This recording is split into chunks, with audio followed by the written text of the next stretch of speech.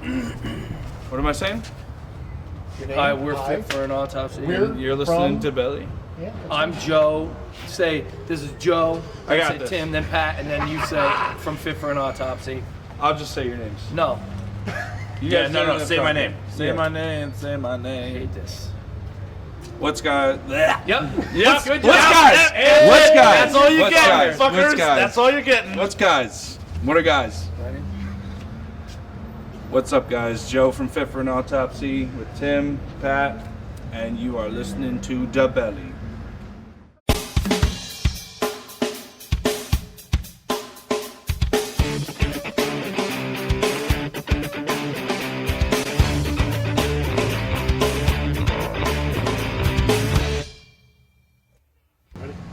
Hi, I'm Dave from DaBelly, and tonight we're at Joe's Grotto. We're going to talk to Fit for an Autopsy. We got Pat here, we got Joe, and your name? I am Tim. And we have Tim, the other guitarist. Imagine that. Well, okay. Well, thank you for coming down tonight. I appreciate you guys taking a moment with us. I know this has been a little bit last minute, but we're happy to get a moment with your time. Yeah, we like doing interviews and getting the word out, so we appreciate you taking some time with us today. It's all good. Well, first of all, congratulations for Absolute Hope, Absolute Hell. Thank you. Thank you. Yeah, we're excited. People seem to be excited about the record, and it's doing well, so we're happy. Reception's been real good. We coming out on tour right now. We're out with the Casey Strain, and you know, when we play new songs, it's usually, you know, slow to get into it, but immediately kids know what we're playing, so it's pretty cool. Yep. People know the record. It's cool.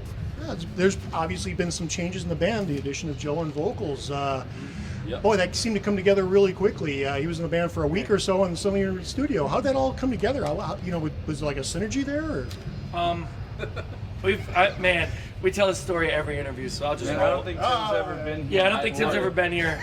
So here, why don't you let me? No. Let me borrow this.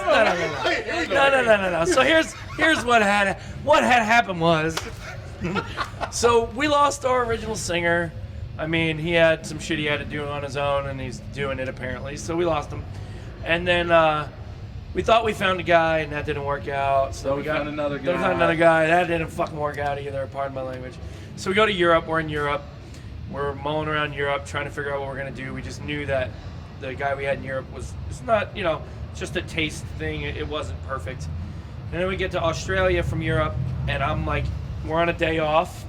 And me and my good friend Tim here are sitting in the van down by the ocean, as a matter of fact.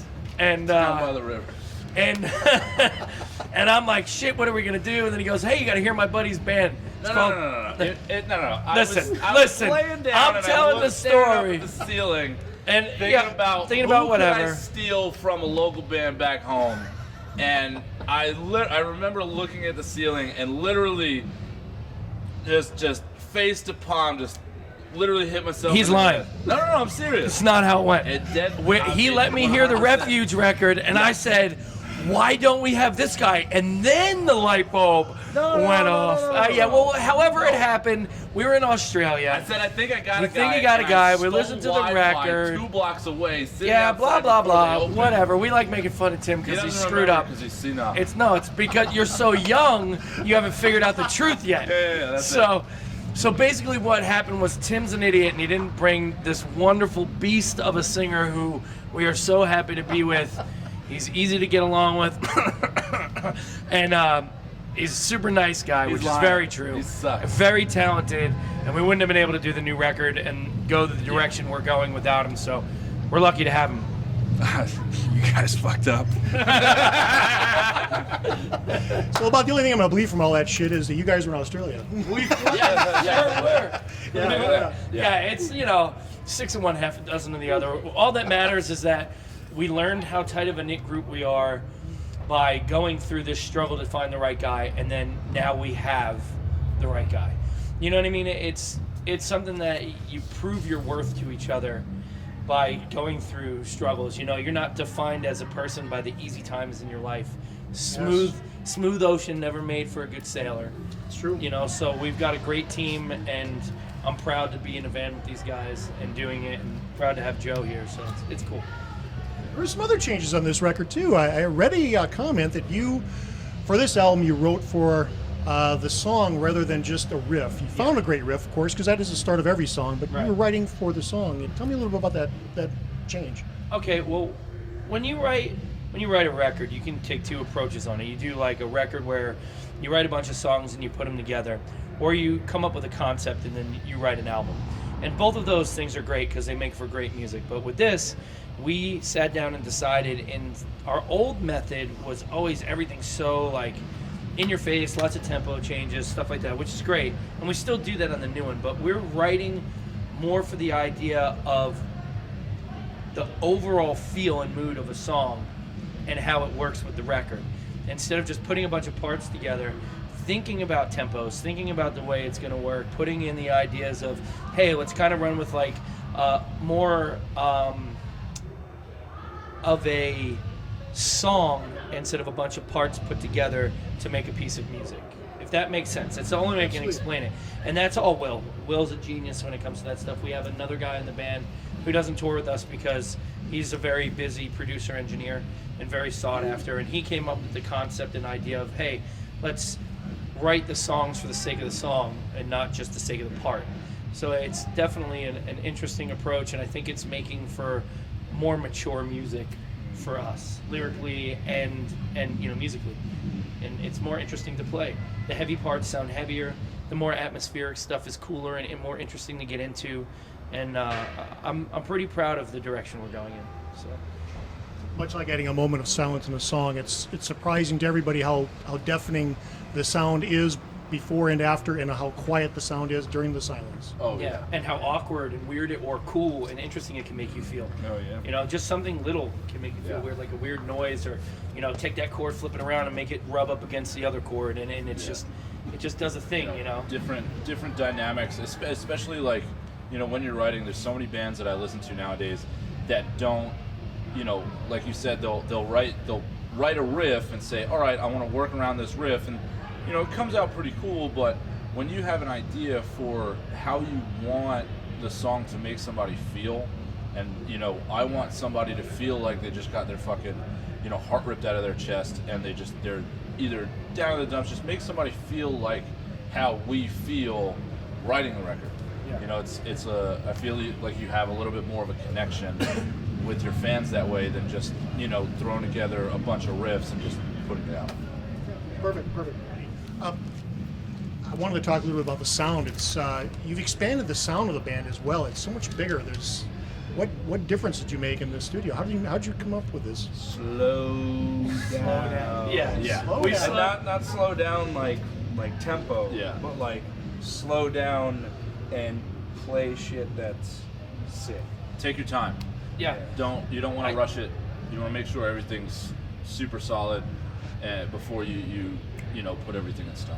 It definitely goes back to the idea of writing for the sake of the song. Like if you're writing parts that are huge all the time and open, and there's a lot of room to run around, it gives Hossein a chance to sit down and like play drums the way that he feels is going to make the song big, and then Joe gets his lyrics in there and he can kind of explore instead of having to follow your traditional, however you would do it on a typical basis. Like you can experiment more if it's more open, if it's bigger, if it's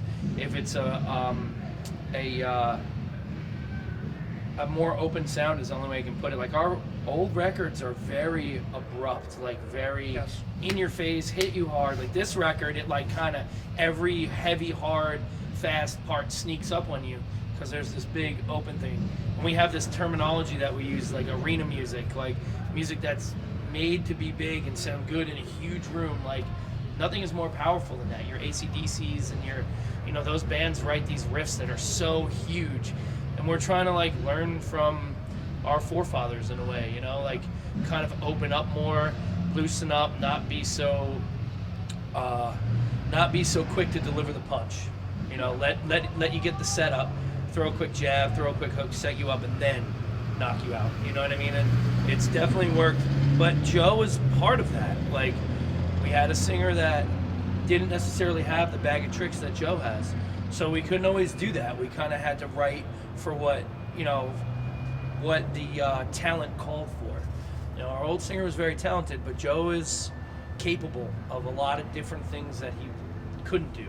So we have the ability to do cooler shit now, and we're gonna. We don't care if if everyone loves it or hates it. We're just gonna change and do what we want to do because we can. So we're excited to see what the next recording is going to be like already. You said a word there that I've been hearing in, well, your second or third band that's brought up arena.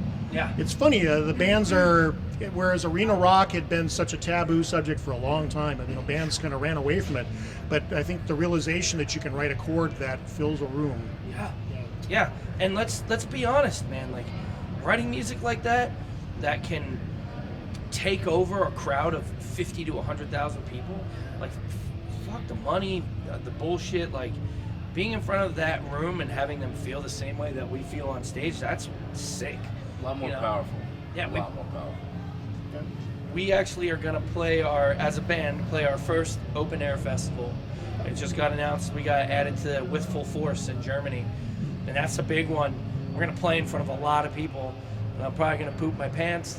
But the music that we have now that we're going to play for them is going to be much more well received, I think. It's a much more interesting package. And we're not doing it because we want to do that. We're doing it because we like that stuff. But also, like, it's going to be cool. It's going to be cool to see how this thing that we're trying to do translates in that world.